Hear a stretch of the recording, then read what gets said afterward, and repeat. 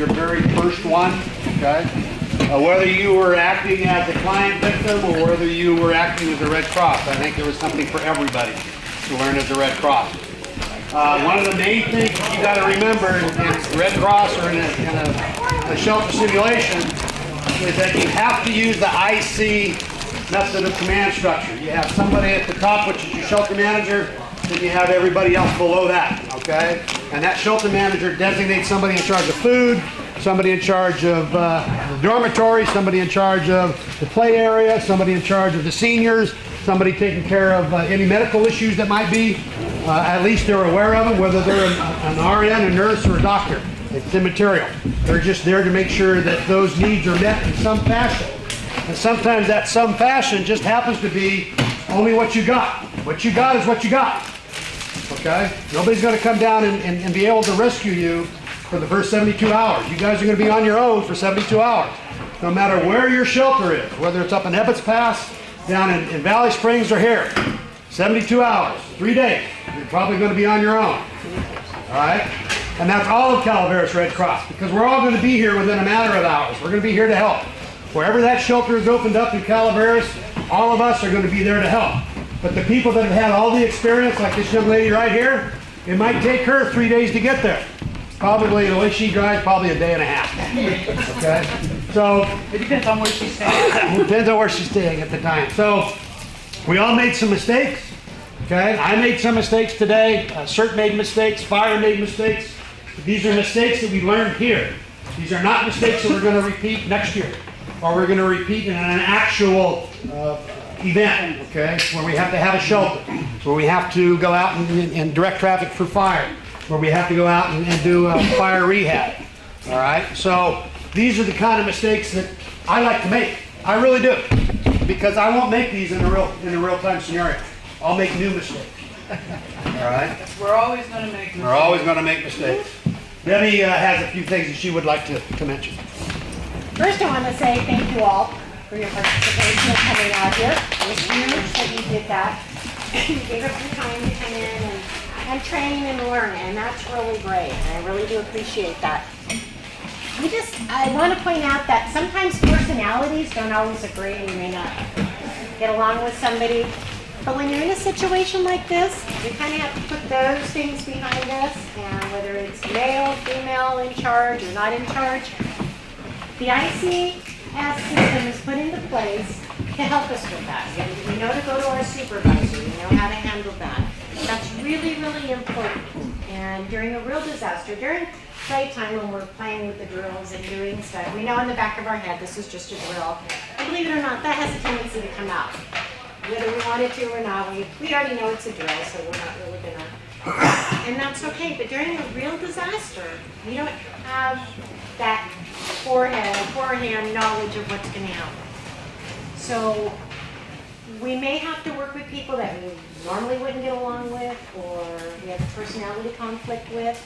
It doesn't matter at that time. It's just important to understand that we're all doing this as one to help. And if we could just kind of remember that, and you're going to have difficult times, you're going to have easy times. But the most important is the incident command system. It really is. It's in place for a reason. Yes. And that was one of the biggest mistakes I made today, was I gave you too much information to begin with. So you knew it was coming around the bend. You had a basic idea. And in a real life scenario, you're not going to have that idea. You really aren't going to have that idea. And that was the biggest mistake that I will not make again. You guys will be showing up for an event, you'll be showing up in the blind. And then you do what you got to do. And the best way to do it is know who to report to, and who to take your orders from, and who to give orders to. Okay?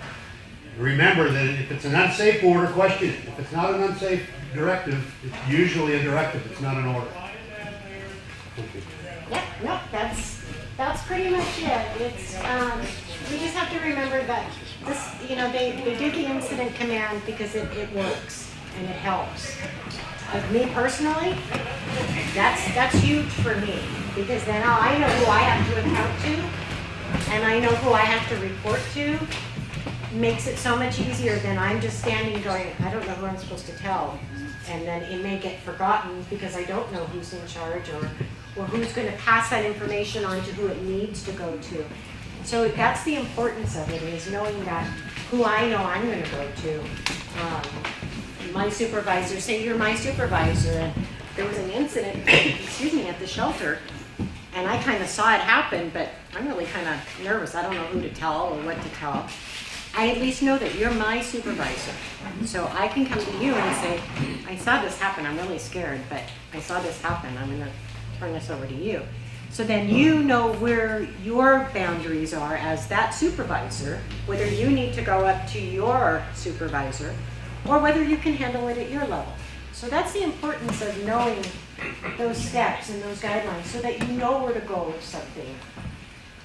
Or if it's something good. I mean, it doesn't always have to be a negative to go to a supervisor. So it's just, if we need a refresher on the incident command system, that's great, because I always can use a refresher. So Dennis and I talked about that, and it might be a good idea for all of us to go through it. So, but most of all, you guys did an outstanding job. And when you first start, it's always chaotic. It really is. It's organized chaos. And as time rolls in, it starts smoothing out. As you saw within, what, 45 minutes, we were really, you had the room set up, you had it divided for where your medical was going to go, where we had the regular center folks coming in, we had the children's center set up, the kitchen was going, registration was good. We had LSAP at the door, not letting anybody in or out without checking. Making sure no photographs were being taken without asking permission first. So you guys did a wonderful job. You really did. And you all deserve a great kudos for that. So thank you for being Red Cross. Thank you for coming out and taking an afternoon and wanting to do this. It's huge. And wanting to train so that it's not so much if it's going to happen, when it happens. We're ready to do it. We're ready to handle our community. So thank you very much. Team lead.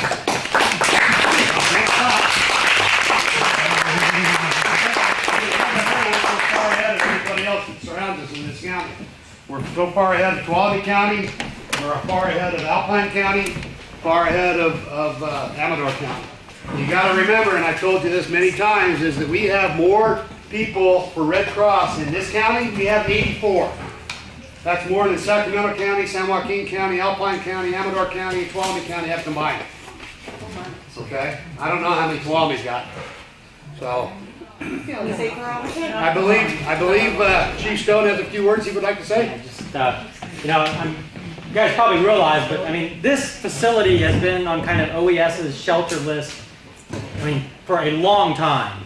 But really until the last year or so, it was just that. It was a place on a list, and there was no reality that it would ever be used as a shelter or could be used as a shelter. And so the progress that we've made in the last year and actually testing actually knowing that it is actually available, you know, as the local fire chief here, that is really, really something to be proud of, and it's really something that I'm very happy to have in the back of my mind to know that if we decide we are going to have some kind of shelter facility or something here, that it will actually happen.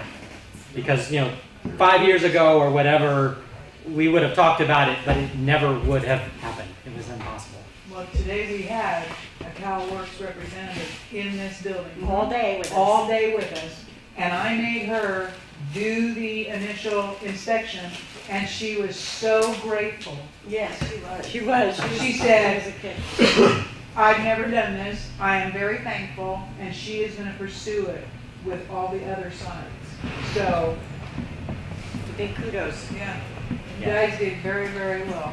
So, I'm not sure exactly what time I walked in to kind of check on things, but you know, I mean, it was nice. I walked in and I'm like, yeah, I mean, I don't know a whole lot about, you know, how you actually do it, but it looked like. Well, and I mean, that's half the battle. When somebody walks in, you know, you look like you know what you're doing. If you look like you know what you're doing, there's a real good chance you'll get it done. So thank you. Yes, so Marty. Thank you. I just want to say that I was called out several times for taking pictures, so kudos to all of you. Even though that was my initial job. let's take them for the site and whatever. And then also, we need to all remember that 8 years ago, maybe 9 by now, it's when Dennis and Dee and Steve and the team up in District 2 started putting this all together, and that's why we're here today, so thank you for that. Perseverance, and there was something else I wanted to there was something else that was big, and I forgot it. Does anybody else have any comments they want to make? Yes. Thank you for recognizing that, I saw you had a children's set up over here, and I was, for the children that, they were invisible today, but for recognizing that I was an inappropriate adult to be with those children. And for somebody came and got me out of there. I don't remember who it was. And several of you checked and make sure I wasn't causing trouble. But I was, an inappropriate adult to be with those children, and that was big. Well, we all knew that. That was big. But that was big. You picked up on it, and I gotta say to my fellow actor victims, they were so good that they started to irritate me. Oh yeah! She was so believable. Really. Anyway. I need a policeman. They were great. So I want to do one real fast thing. Someone made a comment that, wow, this is kind of overwhelming. Having all these people come in and not knowing what to do. Or they knew what they had to do, but it was like overwhelming hearing their stories and listening, and it was without getting emotional yourself. And that was a good point. That's a very good point. When it's really happening, it's going to be a lot worse than that, those feelings, because in your mind it's really happening. And my point to that person was, you can stop and say, I need to take a break from this, and if we don't have a mental health worker here, take a coworker aside and just share with that. Don't think that you have to sit there and keep feeling this anxiety of, this is overwhelming to me. I don't want you to do that, because then we're jeopardizing your health too. And that's not what we want to do. And we're not going to be able to help the clients that come in if we're feeling overwhelmed and stressed at the same time. So it's okay to say, well, we need to stop this for a minute. And it's a lot of emotions right now. And it's okay. It's okay to do that, and don't feel bad about doing it. Absolutely. I remember what it was. I do remember what it was. It wasn't the case. That wasn't the case. No. But when we make our announcements, you're talking about being overwhelmed. The people coming in are overwhelmed, and somebody was here and was going, I need information! And she was really on it, Right. And, she's in the kitchen. oh, yeah. Terry Perry! Anyway. Terry Torrance!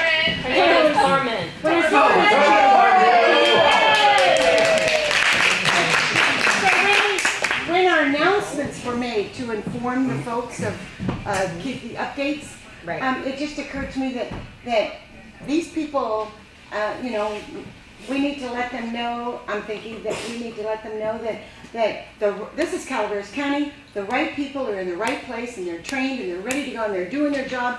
And not to worry, we'll give you more information when we get it. But I mean, just that part. I think we missed that little part. Anybody else have anything you want to add? Anything that you may have seen that we need to improve on, or that we did really well? I thought the IC system was more apparent and clearer, easier to identify with than the previous two shelter simulations I went through. Mm-hmm. Very good. We're learning. Why was that? We're I felt learning. the same way. We're just learning. It's all a learning process, and even It though was you handled take different this time. And even though you take the training, if you're not using it all the time, you have a tendency to forget some things. Mm-hmm. Absolutely. So by training, it kind of refreshes our memories and keeps us going, and it doesn't hurt to have a refresher every once in a while. I go through them all the time. You know, Well, sure, go ahead. I was one of the first 3 people in the building, and as people came in, and I just felt so supported, because it's overwhelming. You're trying to set up tables and put up signs and do all these things to try to organize the space, and then people started coming in, and it was like just solidness on all sides, and people pitching in and doing whatever. And it just felt so good. I just felt like the cavalry's here. Yeah, you got help. Yeah. You got help. So when we get the call, we have to show up. Yeah. Absolutely. You know, and a lot of folks don't realize that if, how many of you here from Oak Hill? Raise your hand. Okay. How many of you from here from Mount Ranch? Raise your hand. Okay. So you've got 4 people here in Mount Ranch. You got 5, 6 over there in Oak Hill. And if they're going to open up a shelter, you think those 5 here and those 6 over there can do it all for 72 hours by How many people are here from West Point? What you got to remember is it's not just your community that needs the help. Because when you need the help, you want the other communities to be able to come here to help you. Otherwise, you're on your own. They're not going to come. So what we need to do is make sure that we tell our friends and neighbors and fellow Red Crossers that if we need to go to San Andreas and you can go, go. When the call comes, you say, well, I can't make it. I've got a babysitter problem, but I can be there in 5 hours. Be there, you know, just so that they know. You know, when you get that call, say, I can't make it now, but I can make it at noon tomorrow if you still need me. Okay? Well, and see, and some of the things is that we also have San Andreas here, and most of us here in this room wear multiple hats. We're either CERT, or we're CERT and DAT, or we're DAT. San Andreas split their teams as well. So they were here as well. So we're not alone. And so was Valley Springs, and Copper was here. So and Jenny Lynn, but we aren't alone. So how many different districts do we have represented today? I think there was 6. 6 or 7. Good. Murphy's, we're better fast. Yeah, 7, you're right, 7. Go forth and multiply. So we had quite a turnout for us, so kudos to all of you. It was amazing to see this whole room filled up, standing up there. Oh, yeah. Really, this whole room was filled up with people. We set out 100, how many chairs? 100? 100 chairs, and there was standing room, people sitting outside. Okay, so young firefighters say we learned a lot. I heard a lot of folks saying, well, it's not really real, but then it's a practice. Okay, but you got to remember that if you practice, then when the real thing happens, you will do what you practiced. If you don't practice, you're going to make those mistakes because you haven't practiced. Another good thing, I don't know who set up the kitchen area and how it worked. Miss D. But I was excited to be part of that. But as the people coming through the line, we never had a backup. I mean, it always flowed. And, big. You know, I remember you said that in big disasters, a lot of meals go out in those clamshells. Uh-huh. We used paper plates, not styrofoam. Whoever made that decision, I applaud you. And no bowls. You put it right on the chili dog, right on the dog. So less to go in the landfill. So applause. This is the chief still. Does anybody else have anything? Most of us DP? compostable. Yeah. Fire? Well, I told Marty she wasn't supposed to be taking any pictures. Very good. Yes, you I have found something? out she was. And Mr. Laurel over Depends there, what he had an hat. assigned post and he never left it. And he didn't. No. It was kind of lonely back there in the I corner. know. I was just thinking it'd be nice, I know some people were saying that the coffee is a nice familiar thing to have, but it would be nice if there's also juice or maybe even some herbal tea available, because over there with those, like, a lot of different situations with people that aren't quite all together over there. She's seen some of Be nice not to just There was have no to make hot them and cocoa. share them. During a real event, you'll have them. Yeah, just like we use make-believe snacks. Yeah, I use make-believe snacks. Right, but during a real warming center or a shelter, you're gonna have those snacks, the tea, the coffee, the cocoa, all of that out. Because when the accident information came in, we just calmed them down, and then they got especially worse because they all just had cookies and caffeine, as well as they're already crazy. So then we had to then we had the medical people out. You guys, you all did a real good job. You really did. You all did a good job. There were some errors, some mistakes that were made that you won't make next time. You have a whole folder full of Red Cross banners and posters, and every one of those banners and posters should have been out. Okay? Well, So next time, just remember that you have we put out those. as many as we could find. That, Okay. So you put out as many as you can. No Red Cross ones though. No. And we So- had to make Just the some new ones signage. because someone was out there Just the tearing them signage, down. none of Yeah. the ones that say. And you're gonna have that, and you're gonna have that. I didn't go out and inspect it, I'm Someone's sorry. out there No, removing that the posts. is where you're. You're gonna have that. You're gonna have signs go up, Oh, and no, baby. people would say, I can't find the shelter because there's no sign. You're gonna have to redirect somebody to go up with a new sign. Wow. Okay. Out and about. Yeah, out and about, okay? We need to have signs directing folks to come to the shelter, because what CHP and the fire is gonna do is they're gonna say, the shelter's in Mountain Ranch, go to Mountain Ranch. Well, this ain't a big bird, but you can get lost in Mountain Ranch. You really can, especially if you don't know where you go. So what you do is you Just put, as bomb. you put signs out here. Yeah. You put signs out here on the main highway that, with an arrow that says, just has a red cross and an arrow. That's all you gotta have, a red cross and an arrow. And we have those banners, okay? You just have to figure out how you're gonna post them, because we don't have anything to post them on. So my suggestion was that we invest in H signs that have no signage on it, just regular H signs. You can put those H signs in the ground and tape our signs to Well, them. hang on a second. PG&E we did a program, red and green means go. I'm not quite sure what the program, where that came from, but anyway, PG&E promoted that. They bought us 50,000 of those H signs? plastic H signs. Cool. So I'm going to bring you up one case of them. Yay. And what we used them for, really we did, we sent them back with Sandy, for Hurricane Sandy. And you can take your plastic sign and put it over that other one and you got a perfect sign. And you can have put all it in the ground. too. What's that? We do.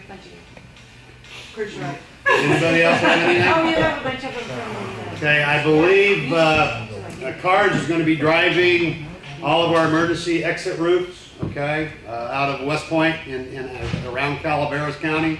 If you would like to join them in that little tour, because it's a nice day, it's a nice day's drive on the back roads of Calaveras County, let Sam know. Sam, when are you doing it? Today? Not today, I don't think No, you did. June. No, it's actually we did this morning, no. We plan to do that in July, August, September. Because basically what we do is The roads are open now, well, I want to get some of the main ones for the fire route done first. So there's two routes, the one going up to Alpine County, the one that ends up at White Pines. Did you folks, do you guys know SBI's division chief that was here? Tim Tink was here today.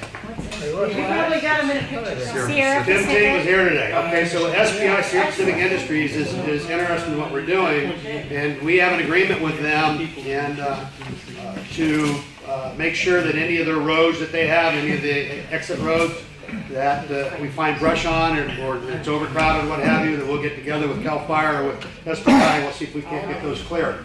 Okay, so that's one thing that we're doing with Sierra Pacific Industries. But he was interested enough to attend today on his day off. And he did not have to. So he was here to see what we were doing and what we were all about. So maybe we impressed him enough that we can get some more involvement from our local logging company. Because they're the largest landowners around outside of the U.S. Forest Service. You know, I don't know, I was gonna ask you how well our radio thing went today. I saw the three guys in there were just. We need totally to on discuss board. that, and we're gonna work on that some more. There was some confusion on the radios, and we're gonna take care of that. Part of our communication problem is we can't communicate or should not communicate with fire. Fire can't communicate with CHP. CHP can't communicate with fire. So what we want to make sure that we can do with Aries and with RACES is make sure the ham radio operators, that they have a ham radio operator shadowing the incident commander down there, the incident commander up here, and the shelter, so that people can relay messages between those. Okay? Relay messages between those. And we're working on that. This is only the second time we've done it. The first time we really screwed up. Okay? We didn't screw We up. really did. So this time we made some mistakes, but we didn't make them as bad as we did last time. And next time we're not going to even make any mistakes. When you know better, you do better. We're good. We're going to do better. See if we can get folks to help us. Ladies and gentlemen, we need to clean up, put things away. Thank you very much. Where does everything go?